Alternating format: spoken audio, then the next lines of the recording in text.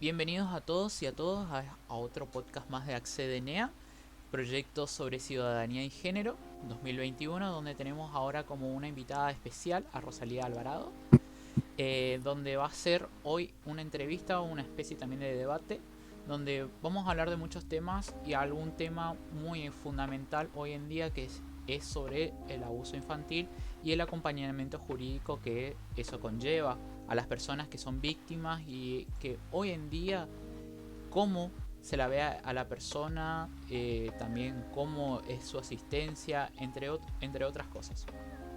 Le dejamos que se presente si quiere Mariana. ¿Algo para decir? Sí, gracias Lu. Bueno, bienvenidos, bienvenidas. Hola a la comunidad de Bermejito, gracias nuevamente por la escucha. Sabemos que están ahí escuchando y queremos seguir recibiendo los intercambios. Y hoy estoy sumamente conmovida y contenta porque tenemos de invitada a Rosalía Alvarado. Hace bastante venimos charlando para poder tener este encuentro. Así que bueno, la presento, es Rosalía Alvarado. Ella es activista de Al Fin Justicia, de una organización feminista de mujeres que lucha y promueve ir en contra del abuso infantil. Hace no sé cuántos años están Al Fin Justicia, Rosalía, por ahí nos puedes contar un poquito más y que te presentes como más quieras. Y además Rosalía también es una compañera para mí muy valiosa que, bueno, promueve la militancia del amor y creo que eso habla mucho más de ella misma. Hola Rosalía, bienvenida. Hola Mariana, Luciano, hola a todos. Bueno, gracias por la presentación. No, me presentaron muy bien. Yo soy Rosalía Alvarado, formo parte de la Fundación Al Fin Justicia, que como bien dijiste, laburamos la temática del abuso sexual contra niñas, niños y adolescentes. Y, y bueno, iniciamos este camino como sobrevivientes de abuso sexual que pudimos poner en palabras, pudimos hablar de esto de adultas y bueno, una vez que lo hicimos, tuvimos como la necesidad de buscar justicia, de que estos hechos no queden impunes. Y así surgió nuestra lucha. Y bueno, seguimos acompañando casos, visibilizando este delito, sus características, la importancia de que no queden impunes, bueno, todo lo que tenga relación a esto. Bien, Gracias. muchas gracias Rosalía por presentarte y vamos a dar introducción a este espacio de comunicación, de información entre nosotros, el cual va a empezar primero con una pregunta que es ¿cómo, cómo fue tu caso y cómo lo viviste? Para que nos dé una breve introducción a aquellas personas que no te conocen, que no conocen tu caso, de cómo llegaste acá vos hoy en día. ¿Cómo se dice acá?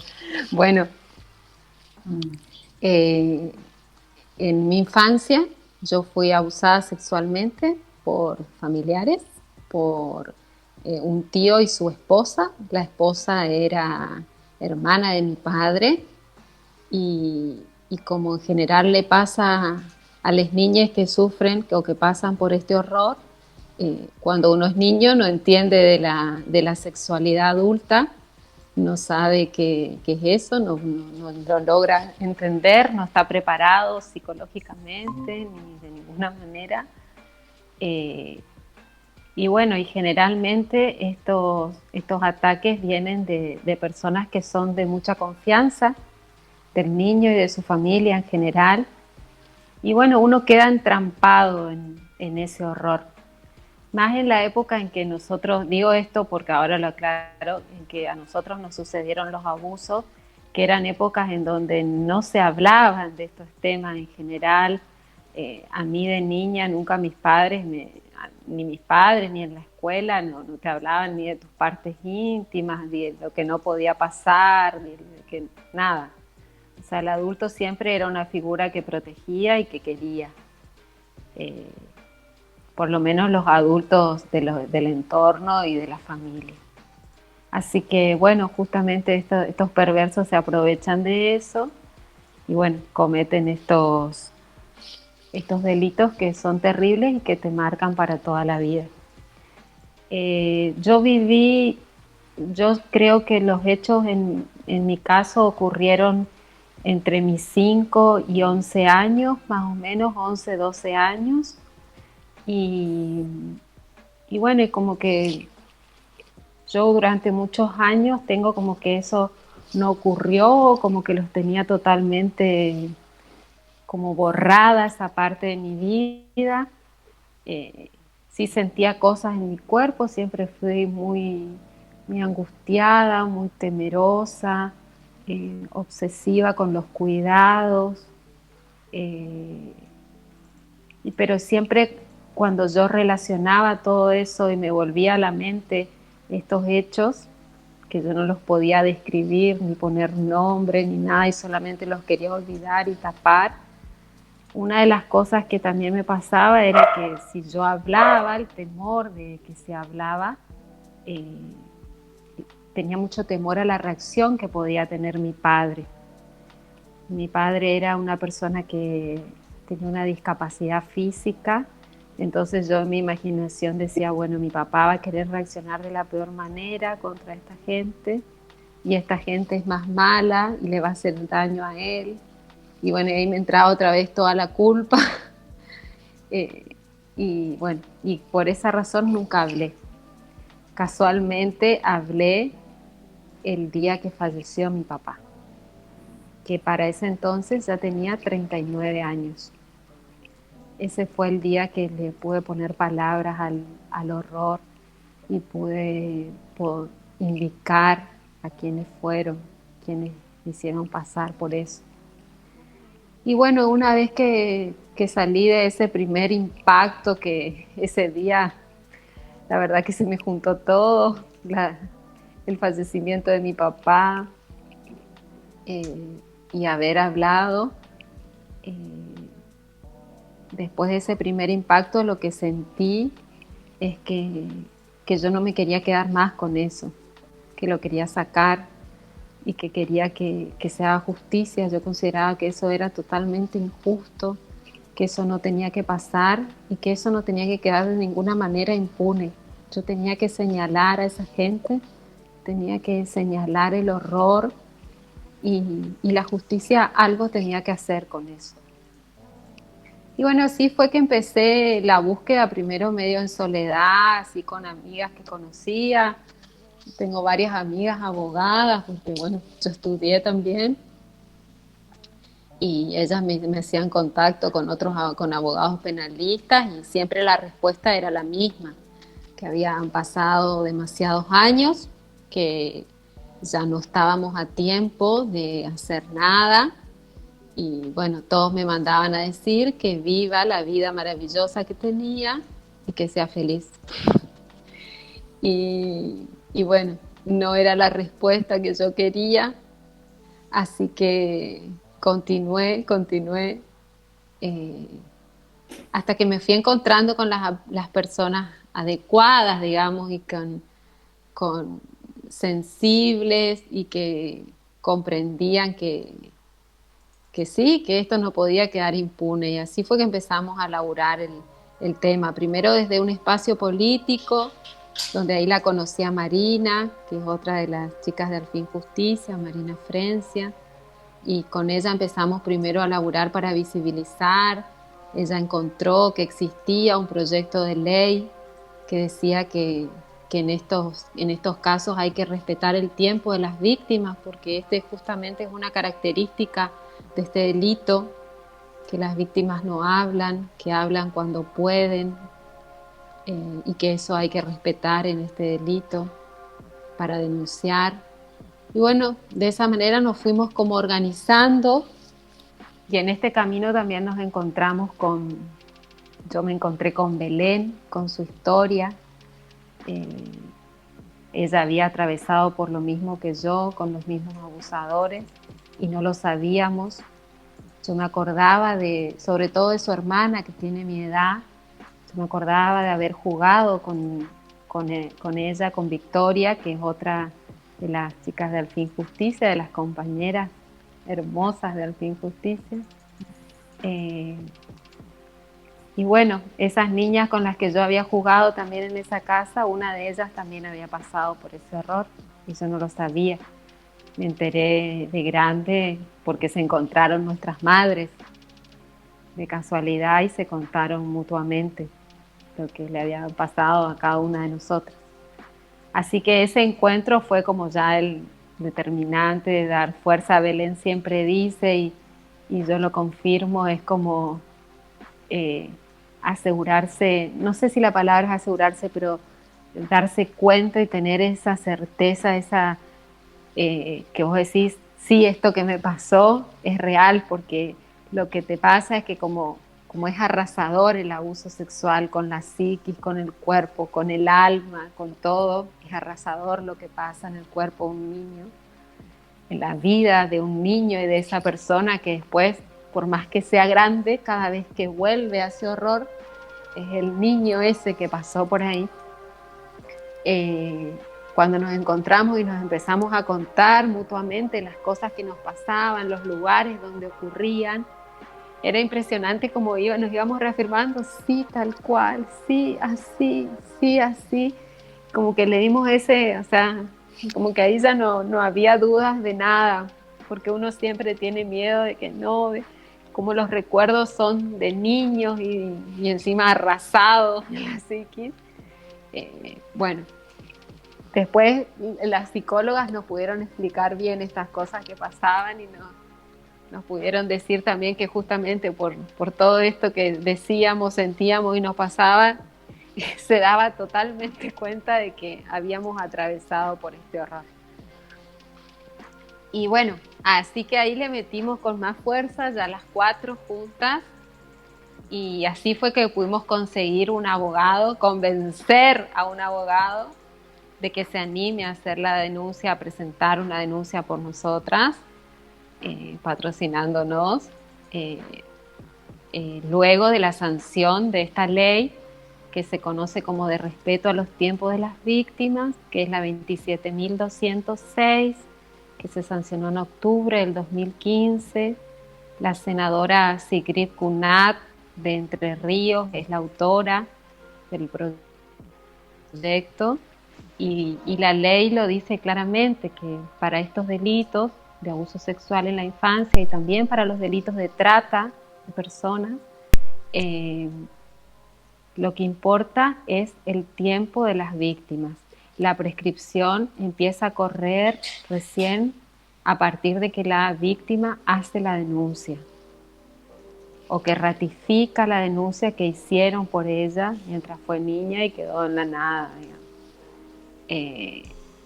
Así que bueno, este fue como el instrumento legal que nosotros utilizamos para denunciar, pero que además no es el único, lo hubiéramos hecho sin la ley también, porque nuestro Estado ya al momento de que nosotros sufrimos los hechos, nuestro Estado ya estaba obligado internacionalmente a que este tipo de delitos no queden impunes, desde muchísimo antes. Incluso el abogado siempre nos dice, desde el derecho de gente, de la Declaración de los Derechos del Hombre, estos delitos ya no debían cometerse, ya no debían hacerse, ya estaban condenados, ya estaban penados.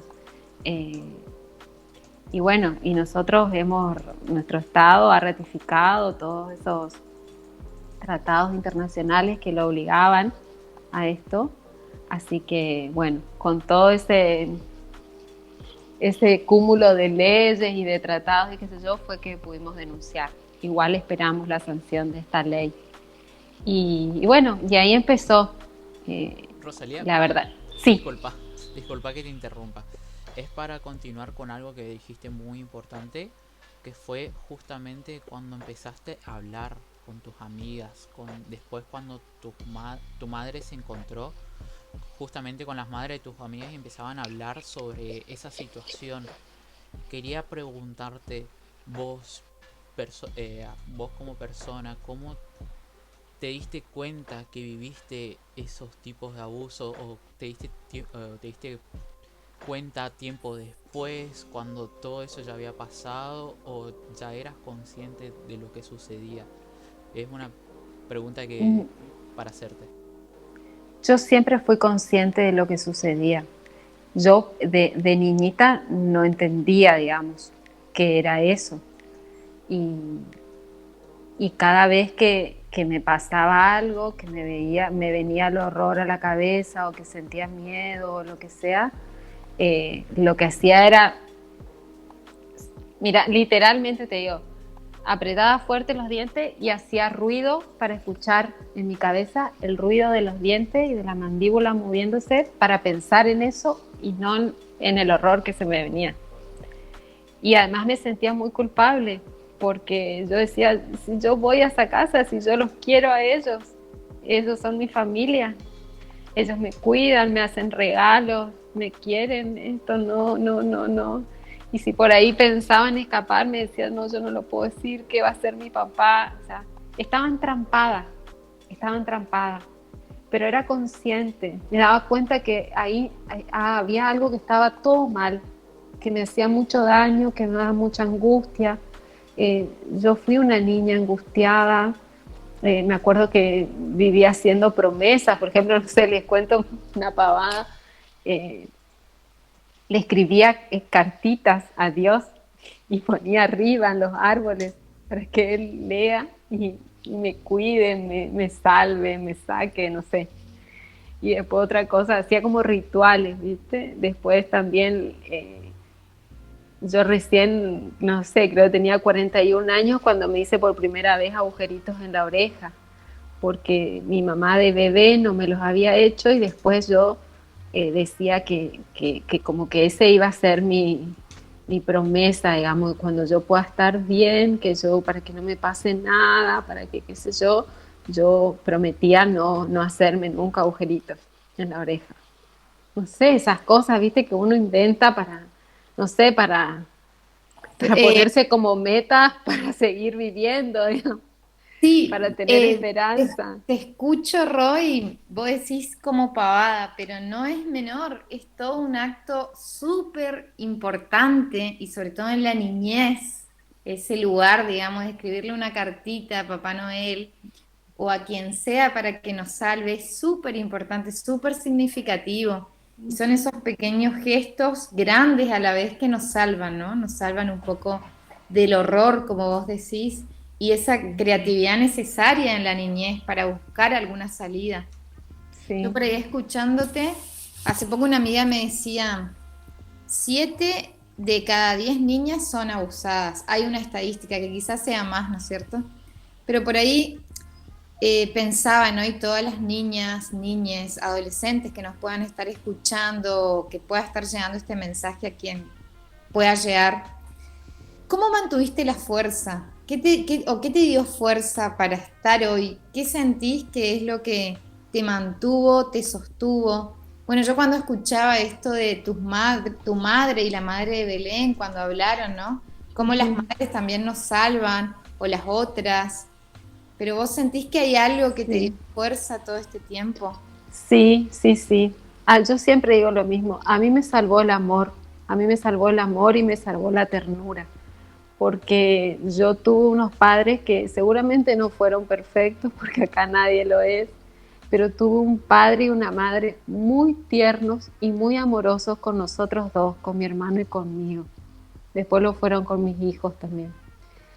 Pero eso me salvó el amor. Yo tenía ahí en mi casa un amor así de mis padres hacia nosotros que era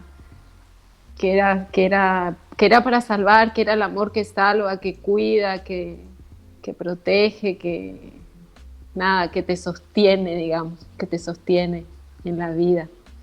Eso tuvimos y eso me salvó, sin ninguna duda, sin ninguna duda. Otra pregunta, si se puede hacer, Sí, Rosalía, es justamente después de que vos hayas vivido eso en tu infancia, cómo te afectó a vos en establecer de vuelta relaciones con nuevas personas. O, por ejemplo, ahora recién habías comentado de que tenés hijos, por lo tanto yo doy como afirmativo de que tenés una pareja, que tenés una relación, pero me puedo estar equivocando, obviamente, pero a lo que voy es cómo volviste a confiar en otra persona luego de lo que pasaste. Y no fue muy fácil, digamos. Pero bueno, sí, sucedió, pude. Seguramente me fui prendiendo de las cosas estas que sí buenas que me pasaron en la vida, que fue esto de la ternura y del amor, me conectaba desde ahí con las personas. Y en general tuve como, no sé si suerte es la palabra, pero como que podía ver eso en las personas y me conectaba desde ese lugar. Me conecto desde ese lugar. No puedo desde otro.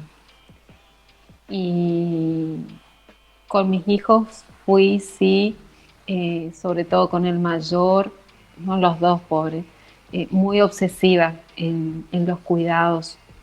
Eh, Sufrí bastante esa parte, digamos, pero bueno, lo fui manejando, lo fui tratando de controlar en terapia, en todo, me ayudaron mucho, pero sí fui una mamá como sobreprotectora. Eh, por ahí es algo, digamos, que no sé si es culpa la palabra, pero quizás ahora, después de todo este proceso, yo digo, quizás hubiera sido mejor no haber sido tan así. Pero bueno, es lo que me salió en ese momento. Fui muy sobreprotectora. Eh, tenía, tenía miedo, o sea, muy tener que controlar todo, dónde están, con quién están, solamente, o sea, a los dos de niños, solamente con la única persona que podían quedar era con mi mamá o con mi papá, con nadie más. Eh, Así esas cosas, ¿viste? Pero bueno, eh, después pasó. Capaz que en algún momento me lo reclamen, pero bueno. No, Después pero pudieron entender también porque cuando hablé también se lo pude decir a ellos, una de las, o sea, inmediatamente después de hablar con las primeras personas que hablé fue con ellos dos.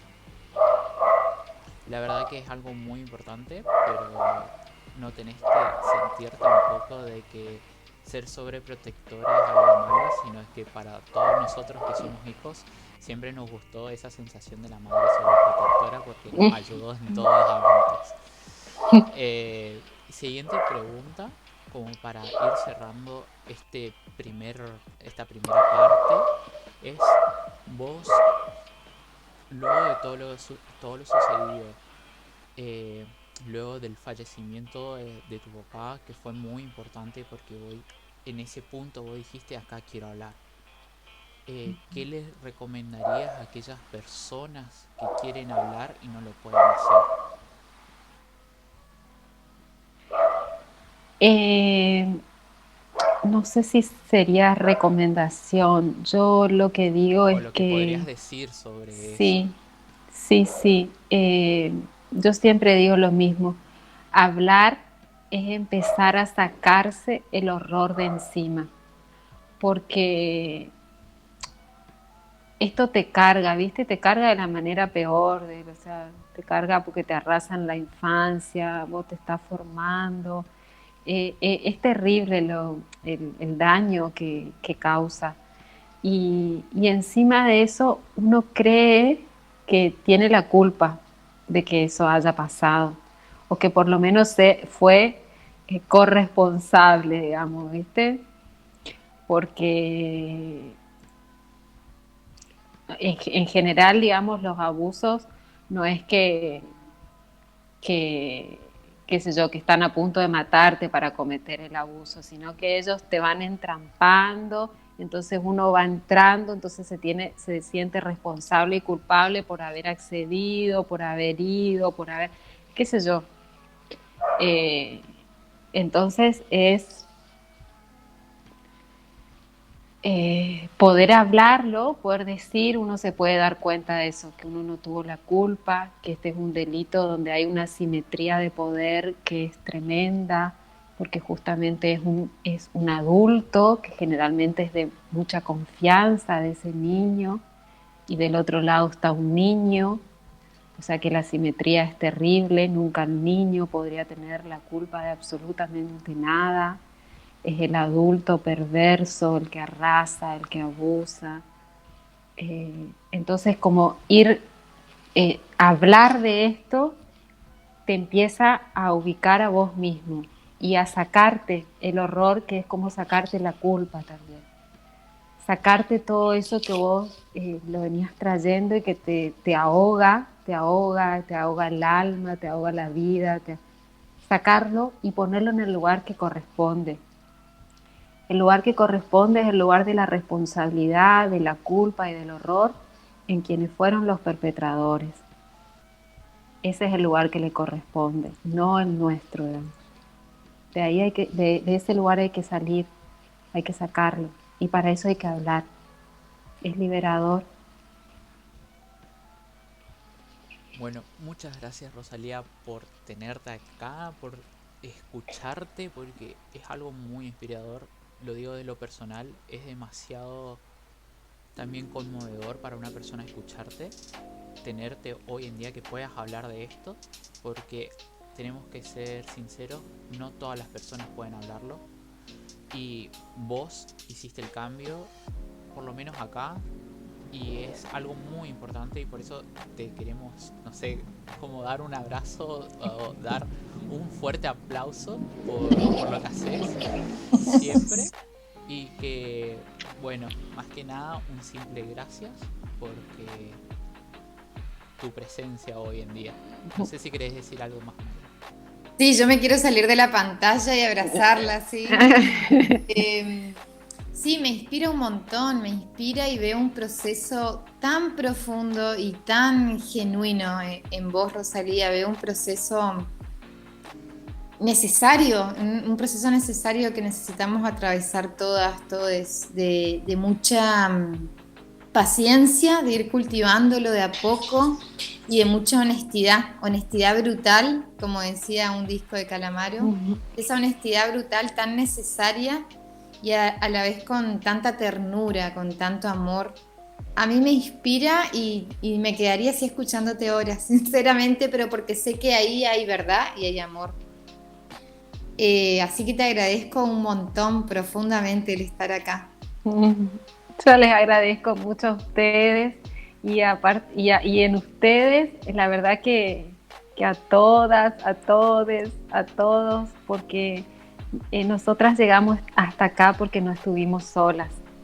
Porque cuando hablamos encontramos, como yo siempre digo, ese colchón de amor, así donde uno puede tirarse y es feliz y está contenida, que es bueno, del movimiento feminista, de todas las personas que se nos acercaron, porque lamentablemente también este es un delito del silencio, del patriarcado en primer lugar, del silencio, y, y nosotras por ahí lo pudimos hablar y hacerlo como más visible, pero somos muchos los que pasamos por este horror y son muchos todavía los que están en silencio, y nosotros sabemos lo que es respetar los tiempos, pero igual sabemos que estuvieron ahí y bueno, y que se sienten parte, y eso es muy importante, decirle que todos son parte de Al Fin Justicia y que acá estamos y que este logro